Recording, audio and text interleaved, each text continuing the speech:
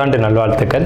அதாவது நம்ம தமிழர்கள் தமிழ் புத்தாண்டை தான் நம்ம வந்து விசேஷமாக கொண்டாடணும் அப்படின்ற ஒரு அமைப்பில் வந்துட்டு இந்த தமிழ் புத்தாண்டு அப்படிங்கிறது வரக்கூடிய ஏப்ரல் 14 தொடங்க இருக்குது. நம்மளுடைய தமிழர்களுடைய ஒரு பண்பாட்டில், நம்மளுடைய கணித முறைகளில், நம்மளுடைய சாஸ்திர முறைகளில் முன்னோர்கள் வகுத்து கொடுத்தது எது அப்படின்னு கேட்டிங்கன்னா சித்திரை 1 தான் நமக்கு தமிழ் புத்தாண்டு.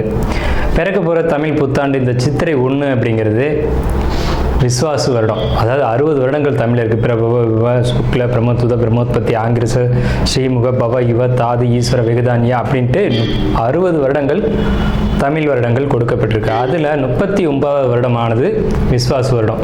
இந்த வருடத்தை நோக்கி தான் நம்ம அடியெடுத்து வைக்கிறோம். நம்ம தமிழர்களுடைய கலாச்சாரப்படி பல்வேறு மதங்களும் பல்வேறு இனங்களும் பல்வேறு கலாச்சாரங்களும் இருந்தாலும் இந்த உலகத்தினுடைய ஆதி கர்த்தா, ஜோதிட சாஸ்திரத்தினுடைய ஆதி கர்த்தா அப்படிங்கிறவங்க தமிழர்கள் தான்.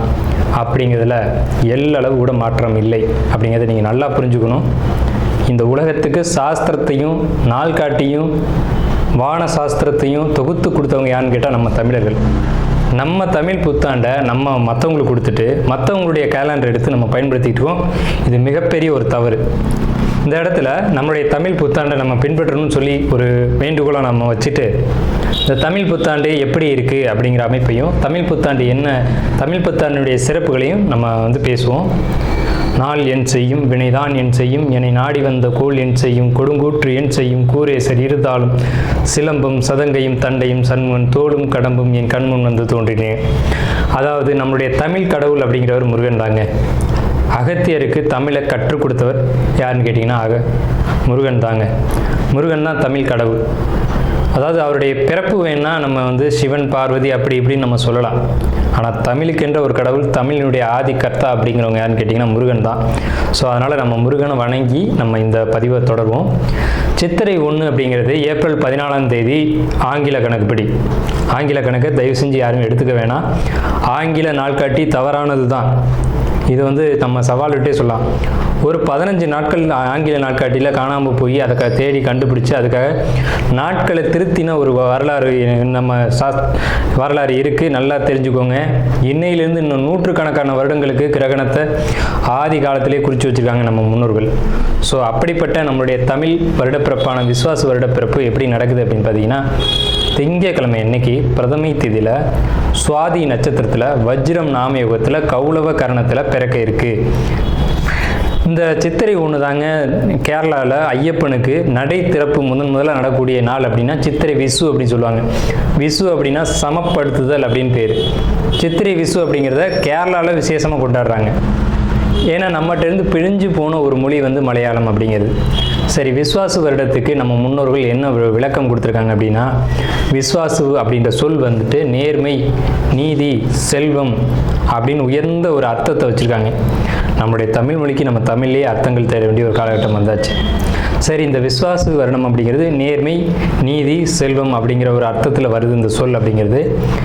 இந்த விஸ்வாசு வருடத்துக்கு உண்டான பலன்களாக நம்ம முன்னோர்கள் என்ன சொல்லியிருக்காங்க அப்படின்னு பார்த்தீங்கன்னா, விஸ்வாசு வருடம் தன்னில் வேளாண்மை ஏறும், பசுமாடும் மாடும் பழிக்கும், சிசு நாசம், மறையோர்கள் வாழ்வார்கள், மாதவங்கள் மீறுமே, மற்றுலகில் உண்டு மலை அப்படின்னு சொல்லியிருக்காங்க.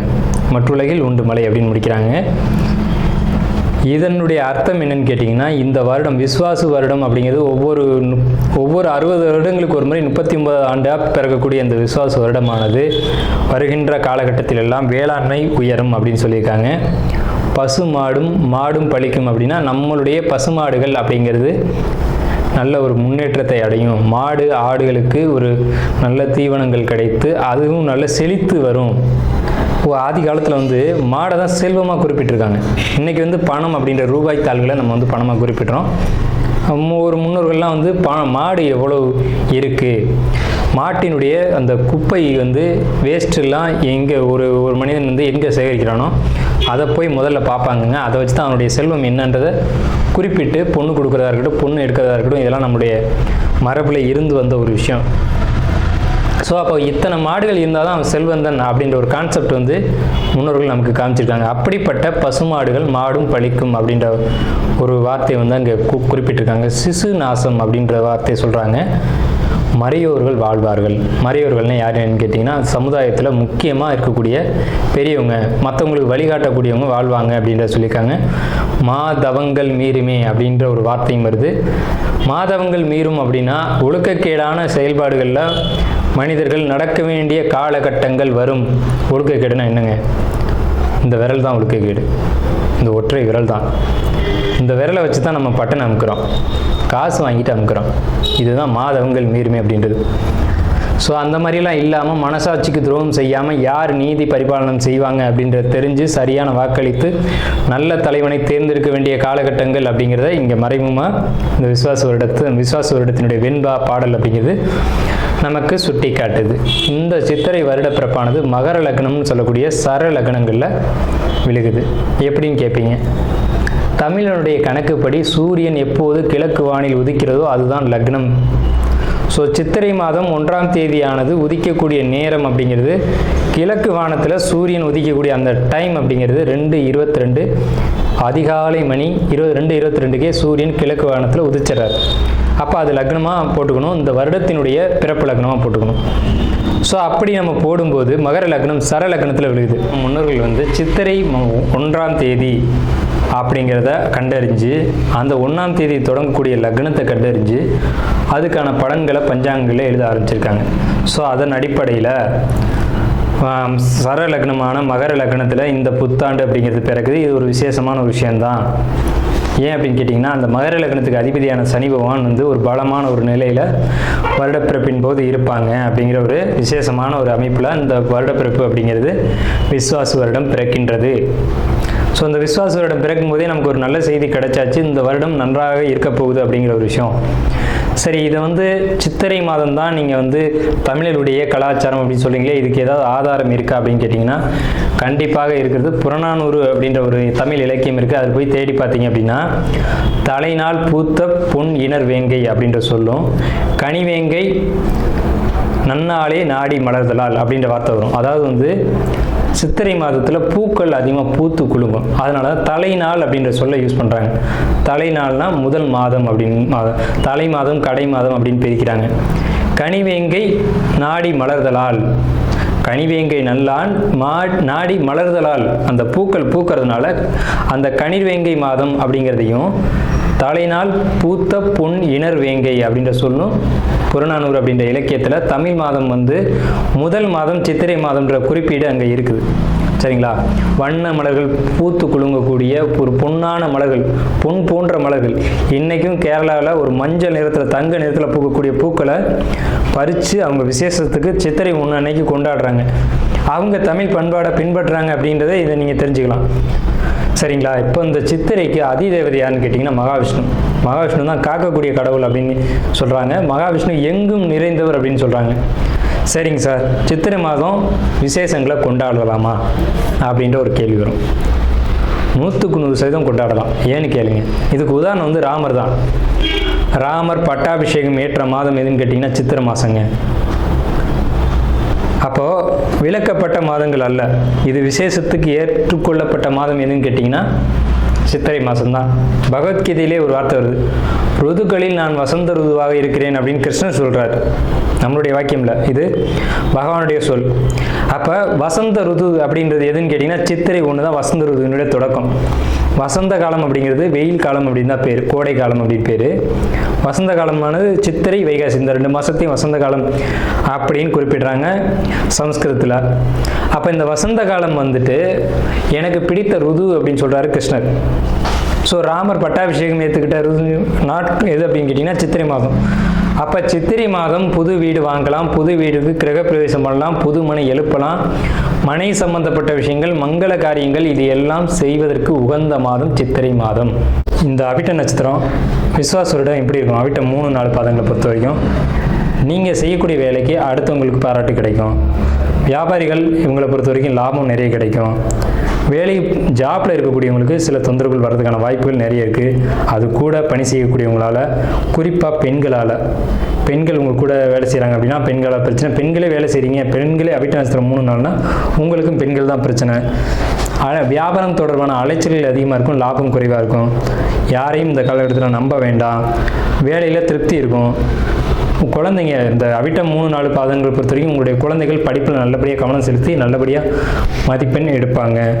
அதாவது கும்பராசி இது ஒரு அழகான ராசி. ராசி மண்டலத்திலேயே இது ஒரு அற்புதமான ராசி. இந்த ராசியில் தான் மிகப்பெரிய ரிஷிகளும் ஞானிகளும் சித்தர்களும் அவதரிச்சிருக்காங்க.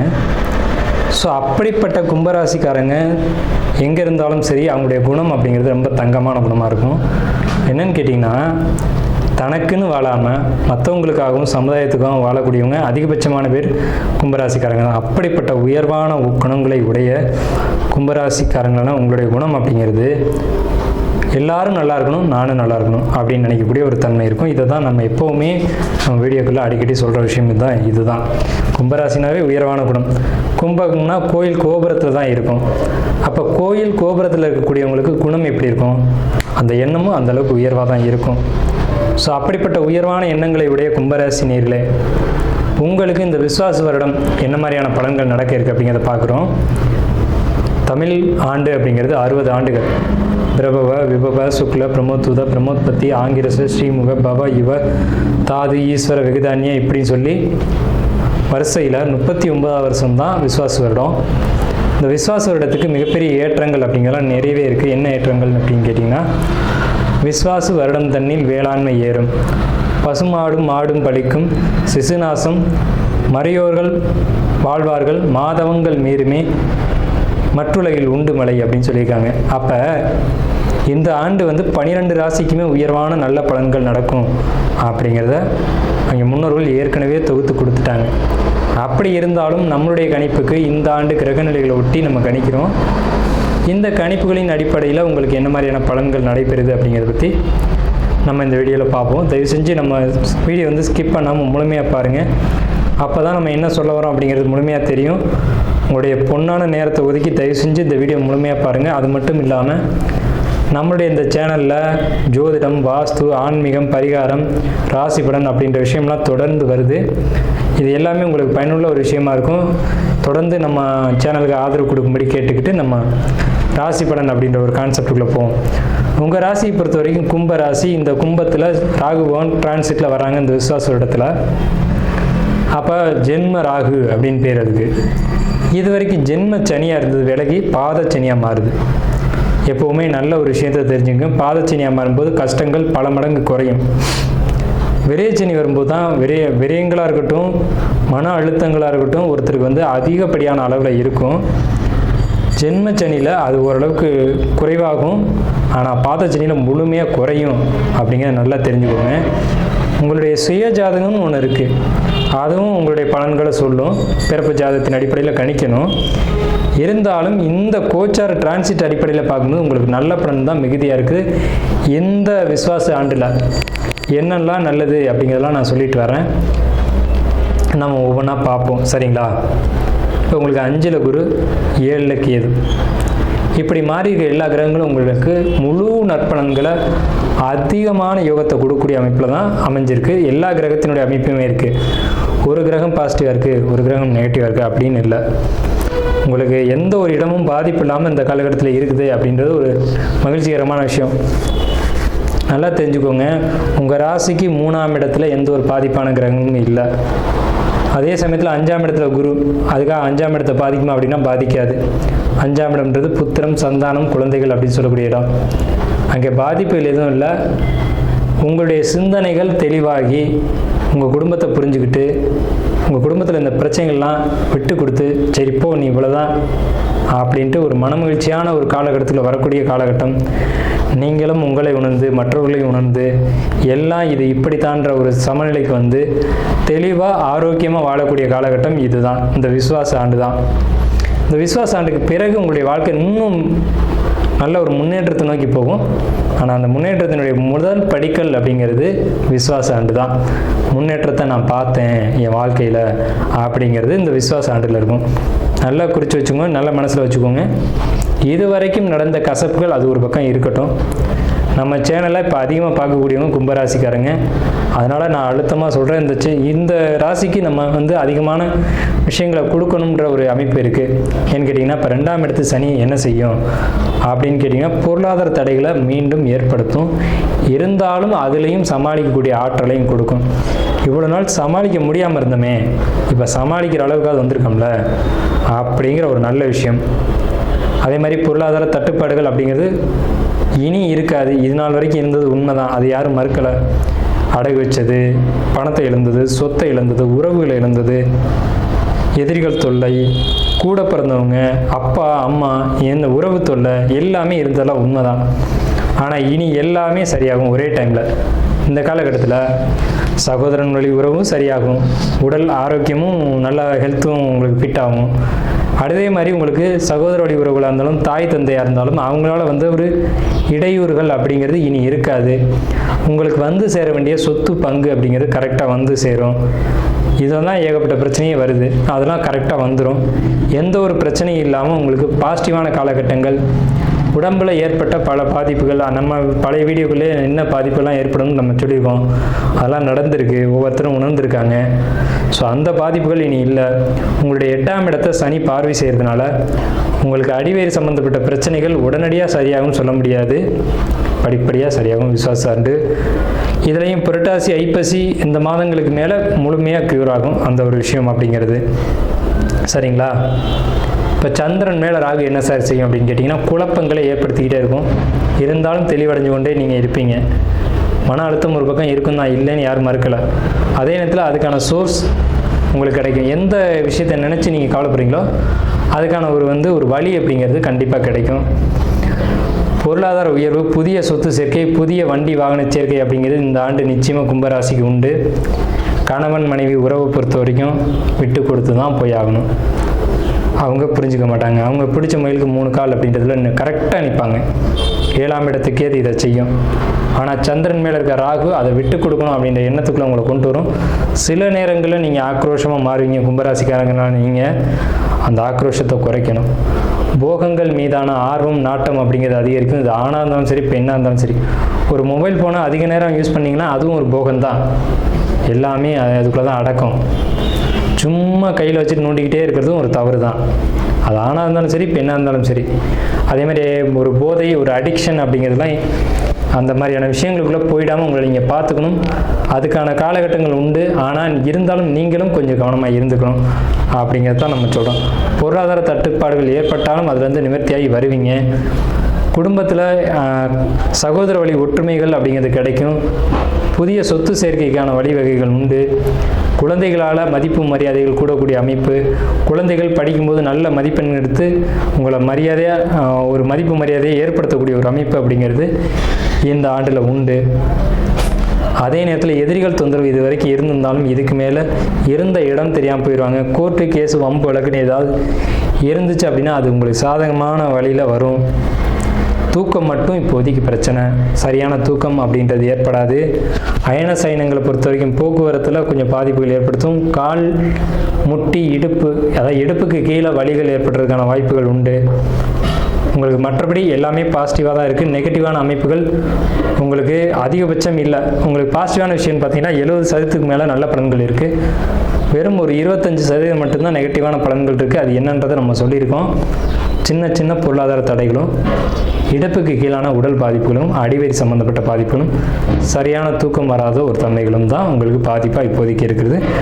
மற்ற எல்லா விஷயங்களையும் பொறுத்த வரைக்கும் பாசிட்டிவான காரியங்கள், எடுத்த காரியத்தில் வெற்றி அப்படிங்கிறலாம் கண்டிப்பாக உங்கள் ஜாதகத்தில் இந்த டைமில் இருக்கும். இருந்தாலும் உங்கள் சுய ஜாதகத்தை நம்மளை மாதிரியோ அல்லது உங்கள் குடும்ப ஜோசியர்கிட்டையோ கொடுத்து ஒரு முறைக்கு 2 முறை தெளிவாக பார்த்து கொள்ளுங்கள். ஏன்னா இந்த காலகட்டம் நல்ல காலகட்டம் தான். இன்னும் முன்னேறி வர்றதுக்கான வழிவகைகளை பார்த்துக்கும்படி கேட்டுக்கிட்டு இந்த வீடியோவை நம்ம நிறைவு செய்வோம்.